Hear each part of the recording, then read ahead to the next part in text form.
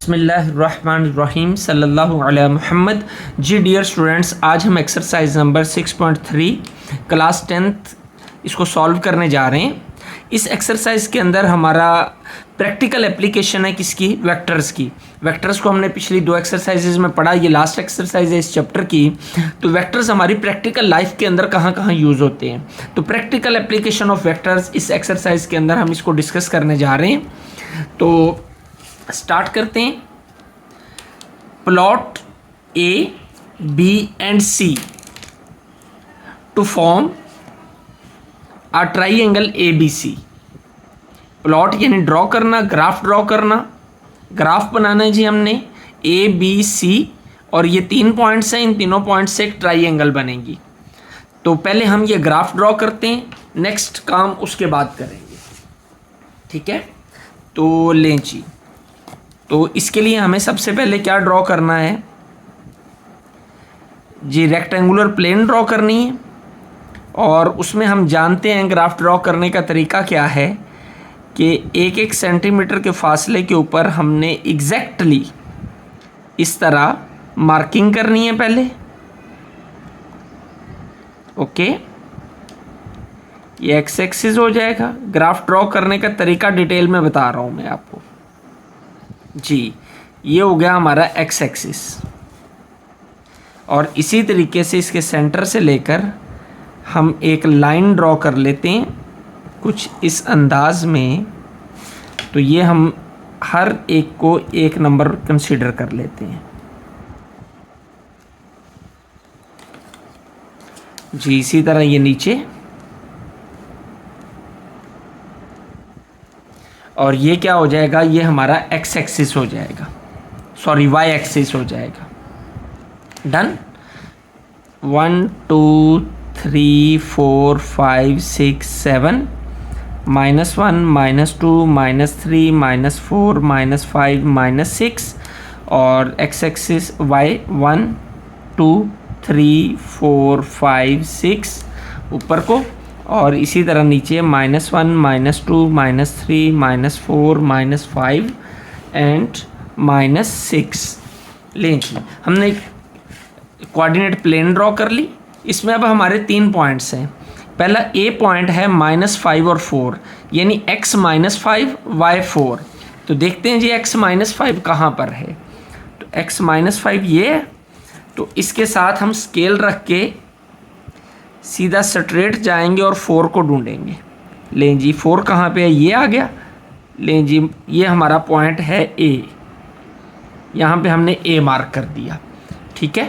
B point क्या है, -6 और 1। तो -6 कहाँ पे है, ये x पे, x -6, और y कितना है 1। तो -6 की बिल्कुल सीध के ऊपर ये y के सामने, ये y 1 हो गया और ये -6 हो गया, ठीक है। और थर्ड पॉइंट है -3 और 1। लें जी, -3 कहाँ पे है, ये x पे, और 1 इसके बिल्कुल सीध में ये आ जाएगा, ये 1। इन तीनों को अगर हम मिलाएं तो ये ट्राइंगल बन रही है हमारी। कौन सी, इसका नाम क्या है, ए बी एंड सी। लें जी, ये हमने ट्राइंगल ए बी सी बना दी, ए बी और ये सी। यहाँ तक तो आ गई समझ हमें। अब आगे उसने हमें सेकंड पोर्शन के अंदर क्या कहा है, जो बात समझने वाली है। Also translate triangle A B C to triangle A dash B dash C dash. उसने कहा इसको कन्वर्ट करें ए बी सी को A dash B dash C dash triangle के अंदर, लेकिन कैसे, इस ट्रांसलेशन वेक्टर की मदद से। 8i - 6j, इस वेक्टर की मदद से हमें A dash B dash C dash find करना है। तो पहले हमें ए बी सी गिवन था, हमने एक ट्राइंगल ड्रॉ कर ली। अब हमें इस वेक्टर की मदद से according to this A dash find करना है, फिर बी डैश फाइंड करना है, फिर सी डैश फाइंड करना है। ये तीनों जो वर्टेक्स हैं ये हम फाइंड करेंगे, और उसके बाद एक नई ट्राइंगल इसी ग्राफ पेपर पे ड्रॉ करते हैं। तो देखते हैं जी, सबसे पहले ए डैश निकालते हैं। ए डैश, न्यू वर्टेक्स, ये बेहतर है लिख दें, ना भी लिखें तो ए डैश खाली लिखना काफ़ी है। तो ए पॉइंट हमारे पास क्या था, ए पॉइंट है -5 और 4, और जो वेक्टर है हमारे पास वो क्या है, जो ट्रांसलेशन वेक्टर है वो 8i-6j है, 8i-6j। लें जी, इन दोनों को हमें ऐड करके जो है ए डैश निकालना है। तो ए वेक्टर हमारे पास क्या है, -5i + 4j। इसको हम ऐड कर देंगे इस ट्रांसलेशन वेक्टर के अंदर जो कि है 8i-6j। डन। इन दोनों वेक्टर्स को जब हम ऐड करेंगे, आई वाली के साथ सॉल्व होगा, ब्रैकेट्स में ओपन नहीं कर रहा, आप कर लीजिएगा। -5 + 8 क्या आ जाएगा, 3i, और 4 - 6 क्या होगा, -2j। तो पॉइंट हमारे पास क्या आ गया, जो है वो पॉइंट आ गया 3 और -2। यही है, आई वाला कोऑर्डिनेट पहले और जे वाला बाद में। तो ये हमारा ए डैश निकल आया 3 और -2। इसी तरीके से हम new vertex B dash find कर लेते हैं, बी डैश। अब बी पॉइंट हमारे पास क्या है, -6 1 है, तो क्या आएगा, -6i + 1j प्लस, अब हमारा ये ट्रांसलेशन वेक्टर 8i-6j। ओके, ये क्या आ जाएगा, -6 + 8 क्या आएगा, 2i, 1 - 6 -5j। तो पॉइंट क्या बनेगा, 2 - 5। लें जी, 2 और -5 हमारा पॉइंट आ गया। अब हमें new vertex C dash find करना है। तो सी पॉइंट क्या है हमारे पास, -3 और 1। लें जी, तो क्या आएगा, -3i + 1j। तो इसी को इसमें ऐड कर देंगे, 8i-6j। ये हमारे पास पॉइंट आ जाएगा, -3 + 8 5i, 1 - 6 -5j। तो पॉइंट क्या आएगा, 5 और -5। लें जी, ये हमारा ए डैश निकल आया, ये बी डैश निकल आया, ये सी डैश निकल आया। अब इनके अकॉर्डिंग हमने ट्राइंगल बनानी है इस कोऑर्डिनेट प्लेन में। सबसे पहले लेते हैं हम ए डैश, वो क्या है, 3 - 2, यानी x3 है, y -2 है। तो x कहाँ पे, ये 3, ये आ गया x एक्सिस ये है ना हमारी, x3 y -2 ये है।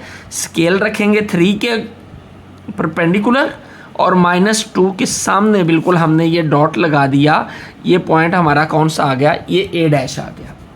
Okay, next B dash point क्या है, 2 - 5, यानी ये 2 x2 है ना, और y -5 इधर से चलें आपके सामने आ जाएगा।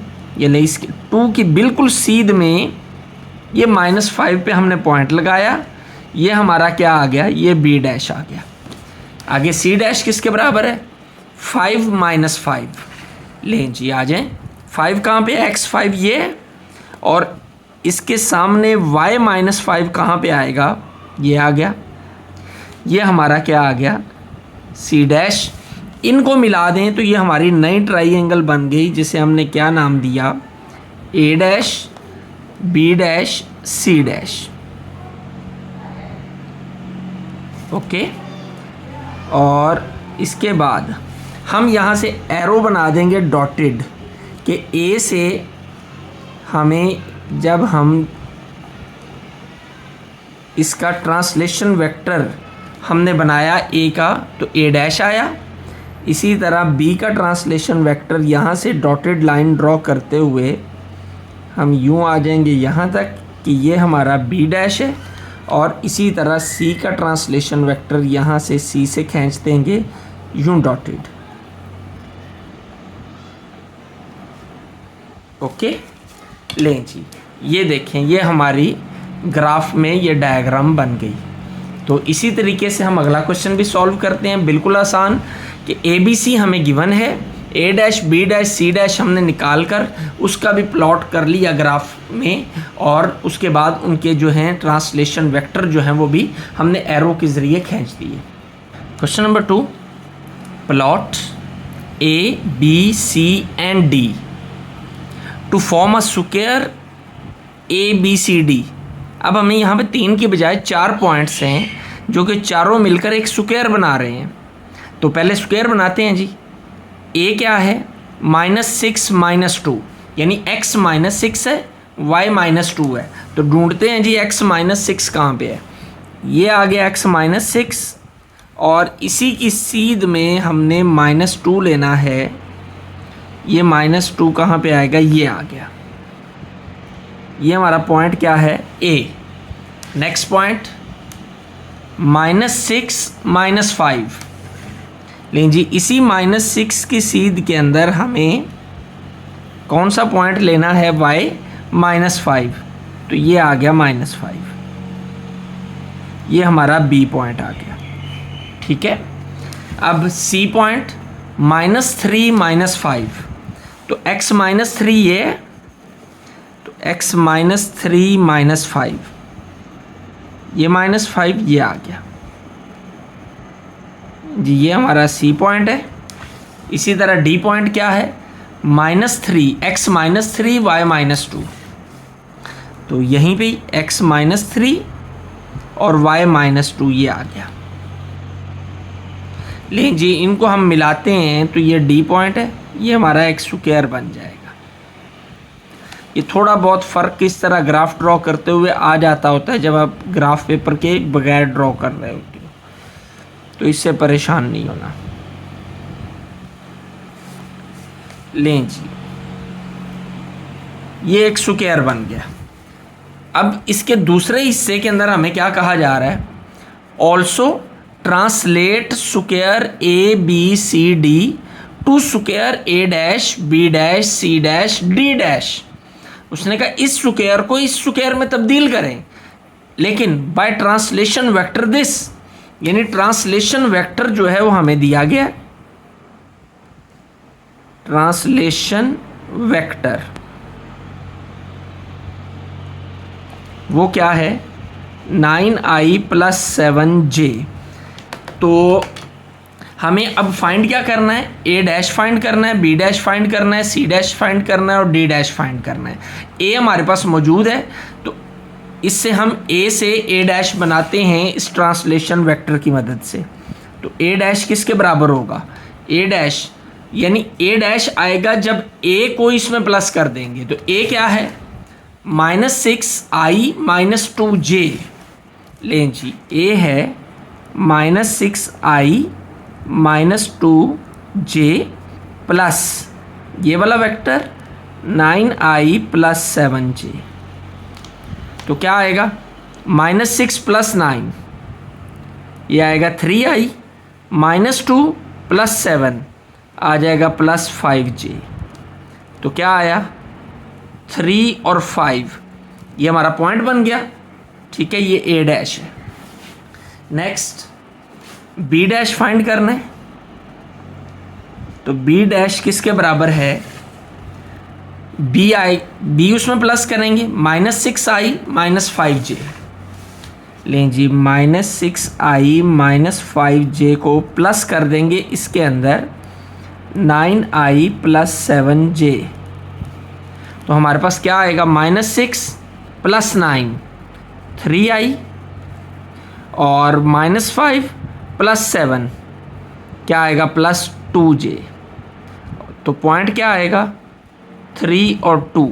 ये हमारा क्या आ गया? ये b डैश आ गया। अब हमें निकालना है c डैश। तो c डैश किसके इक्वल आएगा? c है -3 - 5, तो -3i - 5j जी। -3i - 5j plus 9i + 7j। लें जी, इसे सॉल्व करते हैं। -3 + 9 क्या आ जाएगा?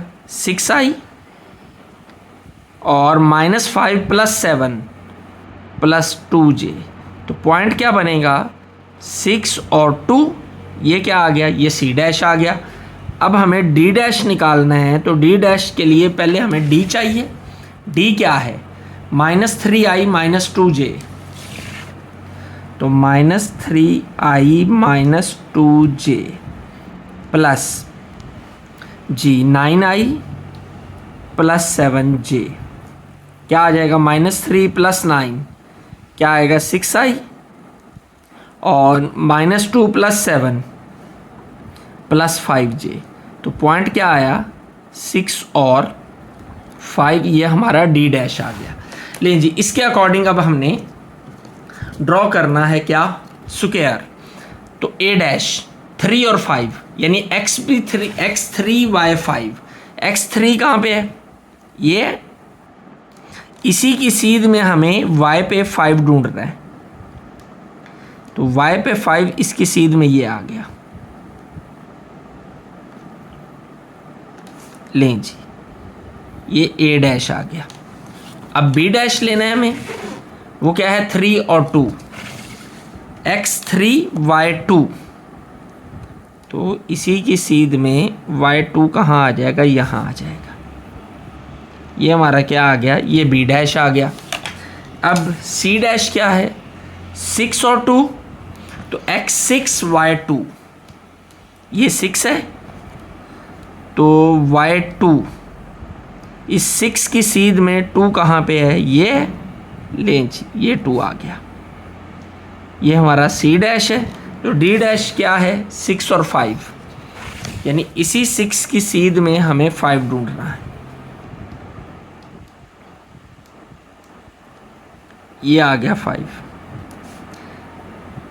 लें जी ये D डैश आ गया। इनको मिलाएं तो ये हमारा स्क्वायर बन जाएगा।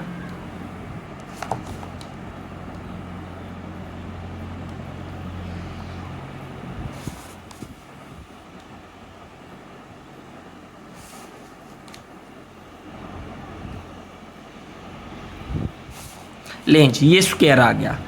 अब इस A से हमने क्या बनाया, ट्रांसलेशन वेक्टर A डैश हासिल किया, B से B डैश। तो इसको एरो के ज़रिए हम ज्वाइन भी करेंगे, A को A डैश के साथ। ये देखें, ये हम एक डॉटेड एरो बना देते हैं यहाँ से वहाँ तक, जो बताए कि ये उसका ट्रांसलेशन वेक्टर है। ये इसी तरह अब B से B डैश तक लें जी, डॉटेड लाइन लगाएंगे।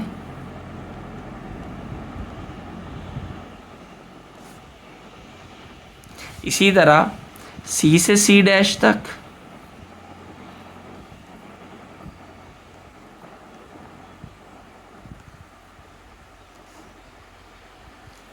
और D से भी D डैश तक ये लाइन हम ड्रॉ करेंगे।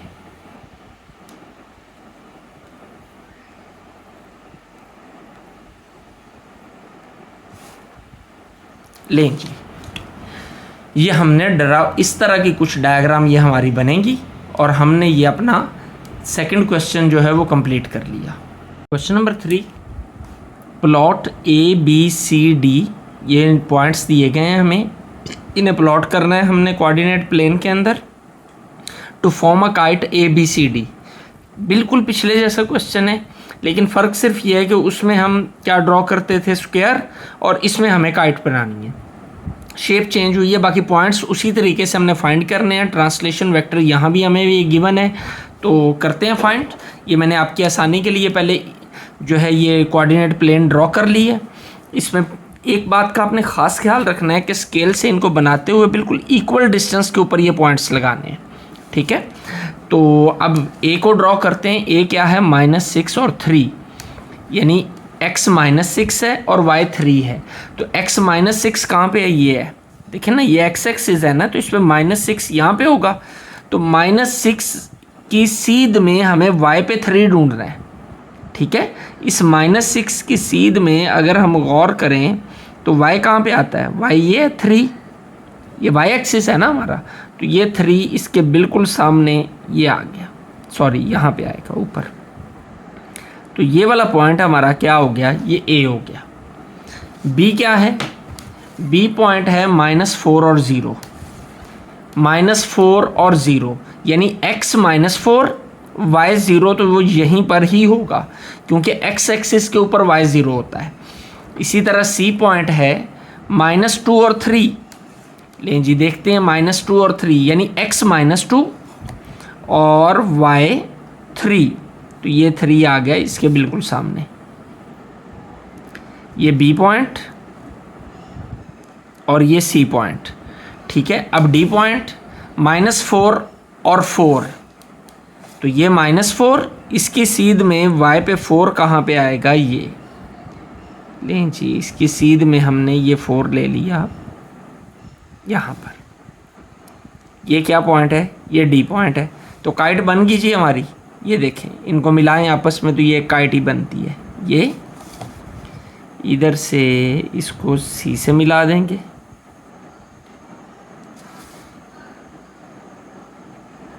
D को C से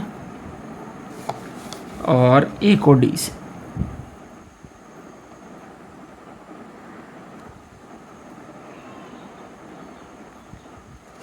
जी ये काइट बन गई। अब इसी से हमें ट्रांसलेशन वेक्टर्स ड्रॉ करने, ए बी सी डी के translation vectors A dash B dash C dash और D डैश फाइंड करना है। तो वो हम फाइंड करते हैं। ट्रांसलेशन वेक्टर क्या है हमारा, 6i माइनस 6j। लें जी translation vector 6i minus 6j। लें जी ये हमारा ट्रांसलेशन वेक्टर है। सबसे पहले हमें a डैश फाइंड करना है, तो a को इसमें प्लस कर देंगे, तो a क्या है -6i प्लस 3j। लें जी -6i प्लस 3j, ये हमारा a हो गया। इसको हम प्लस करेंगे इस ट्रांसलेशन वेक्टर में 6i माइनस 6j में। ठीक है, तो प्लस करते हैं जी, -6 प्लस 6 0 हो जाएगा। लें जी 0i plus 3 minus 6 minus 3j। Okay, और पॉइंट हमारे पास क्या आ गया, 0 और -3, और ये इसे हम क्या है, ये a डैश है जी। अब हमें b डैश फाइंड करना है, तो b डैश किसके इक्वल होगा, यानी b को प्लस करेंगे उसमें, तो b क्या है -4i plus 0j, -4i plus 0j। इसको ऐड कर देंगे किस में, इस ट्रांसलेशन वेक्टर में, 6i माइनस 6j। लें जी i वाले में प्लस होगा, -4 plus 6 2i, 0 minus 6 minus 6j। तो पॉइंट क्या आया 2 और -6, ये हमारा b डैश आ गया। अब हमें c डैश निकालना है, तो c में c क्या है -2i plus 3j, -2i plus 3j। इसमें ऐड कर देंगे इस ट्रांसलेशन वेक्टर को, यानी 6i माइनस 6j को, तो क्या आएगा -2 plus 6 4i plus 3 minus 6 minus 3j। तो पॉइंट क्या बना हमारा 4 और -3, ये हमारा c डैश आ गया। अब d डैश निकालना है, तो d डैश क्या है, तो d में प्लस करेंगे, d क्या है -4i plus 4j, -4i plus 4j plus 6i minus 6j। क्या होगा -4 plus 6 2i plus 4 minus 6 minus 2j। तो पॉइंट्स क्या आए 2 और -2, ये हमारा क्या आ गया, ये d डैश निकल आया जी। अब इन पॉइंट्स को हमें प्लेन में ड्रॉ करना है, तो पहला पॉइंट है a डैश 0 -3। लें जी a डैश x0 ये है, इसकी सीध में -3 y पे ये आ गया। ठीक है, ये हमारा पॉइंट क्या आ गया, ये a डैश आ गया। ठीक है, दूसरा पॉइंट क्या है b dash x2 y minus 6। लें जी x2 कहाँ पे है, x2 ये है, तो y माइनस 6 कहाँ पे होगा, इसकी सीध के अंदर। लें जी -6 ढूंढते हैं हम, ये -6। ठीक है, ये पॉइंट क्या आ गया, ये बी डैश आ गया। नेक्स्ट 4 माइनस 3 x4, ये x4 और इसकी सीध में -3y के ऊपर हमें लेना है, वो कहाँ पे आ जाएगा, ये लें जी। ये हमारा क्या निकल आया, ये c डैश निकल आया। अब d डैश क्या है, 2 माइनस 2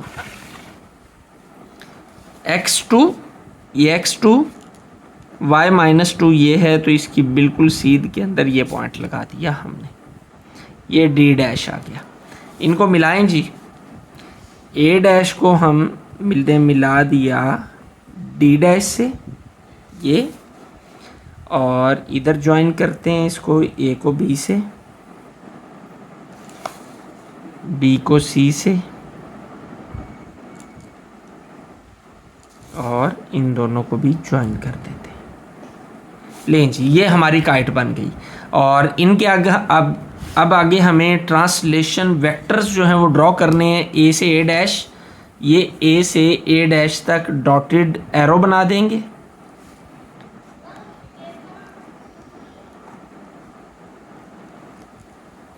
ये आ गया। डी से भी डी डैश तक,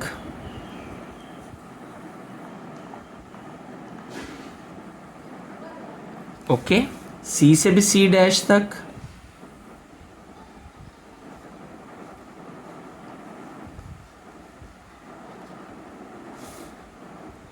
लें जी।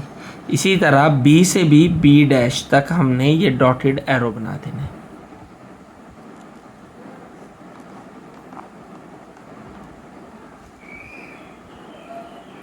लें जी, इस तरह हमारा ये क्वेश्चन भी कंप्लीट हो गया। हमने काइट्स ड्रॉ कर ली ट्रांसलेशन वेक्टर के through. Question number 4, the coordinates of A B and D are 1 2 6 3 and 2 8 respectively. Find the coordinates of C. ये देखिए 3 कोऑर्डिनेट्स हमें दिए गए हैं, ए बी और डी दिया गया, सी मिसिंग है, और कहा गया है find the coordinates of C. C के इस तरह के कोऑर्डिनेट्स हमने फाइंड करने by using vector method. Vector method को यूज करके if A B C D is a parallelogram. ये मैंने आपके सामने डायग्राम बना दिया ताकि आसानी रहे हमें समझने में। ये पैरेललोग्राम होती है, इसकी आमने सामने की साइड्स आपस में इक्वल होती हैं। तो ए बी सी डी, ठीक है। अब हम लेट करते हैं, हमारे पास 3 पॉइंट्स हमें दिए गए हैं। ए पॉइंट क्या है, A1 2 है। बी पॉइंट क्या है, 6 3, और डी पॉइंट क्या है, ये डी है ना, तो डी है 2 और 8। डन। अब सी हमने फाइंड करना है, तो लेट कर लेते हैं। Let X Y be the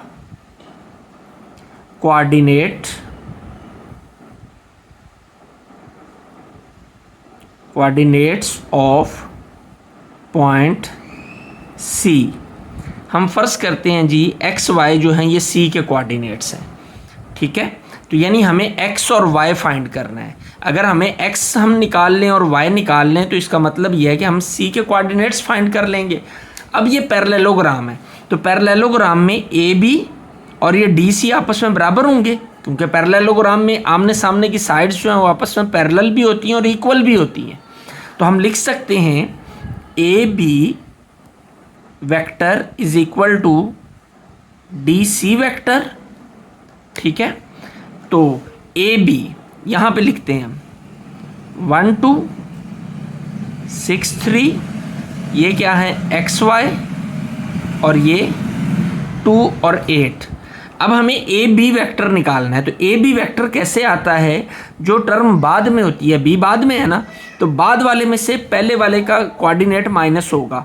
तो 6 में से 1 माइनस 6 माइनस 1 आई, प्लस सेकंड में से second 3 minus 2 J.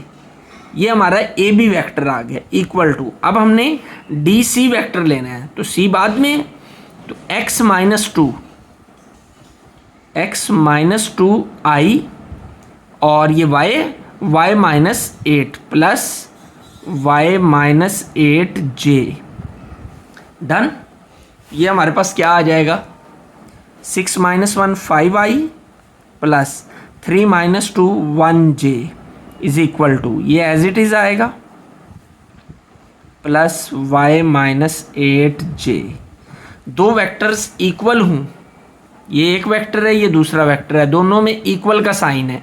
It's means कि i के कोऑर्डिनेट, i के साथ जो x कोऑर्डिनेट होता है, i के साथ वाला कोऑर्डिनेट इधर वाले i के कोऑर्डिनेट के बराबर होगा और j वाला j के बराबर होगा। तो क्या आएगा, x minus 2 is equal to 5, इसको इसके बराबर कर दिया और इसको इसके बराबर लिख दें, y minus 8 is equal to 1। तो x क्या आ जाएगा, 5 प्लस 2, x की वैल्यू क्या आ गई 7, और यहाँ से y is equal to 1 plus 8 और y किसके इक्वल आ जाएगा 9 के। ओके, तो अब c के फिर हमारे जो ऑर्डिनेट्स हैं, कोऑर्डिनेट्स, वो क्या आएंगे, c x y था, so 7 9 are the coordinates of point C। यही हमने फाइंड करना था। Question number 5, in parallelogram ABCD। लें जी, ये पैरेललोग्राम हम बना ही लेते हैं, समझने के लिए बनाते हैं। ABCD, the vectors representing two opposite sides are AB। उसने कहा ये वाला वेक्टर जो AB है, जिसकी वैल्यू क्या है 6i प्लस 2j, लिख लेते हैं। AB वेक्टर है 6i प्लस 2j और साथ में एंड DC, यानी ये DC वेक्टर, ये वाला, ये किसके इक्वल है, DC वेक्टर बराबर है -6i माइनस 2j। या DC के ऊपर वेक्टर साइन लाजमी डालना है जी। उसने क्या कहा है, शो दैट, प्रूव करना है हमने, opposite sides are equal in magnitude, कि ये दोनों साइड्स जो है इनका मैग्नीट्यूड इक्वल है। तो ले जी, पहले इनका मैग्नीट्यूड दोनों का निकालते हैं। क्या फाइंड करते हैं, मैग्नीट्यूड। हेडिंग दे लें ठीक है, ना भी दें फिर भी ठीक है। इसका मैग्नीट्यूड कैसे निकलेगा, AB का मैग्नीट्यूड।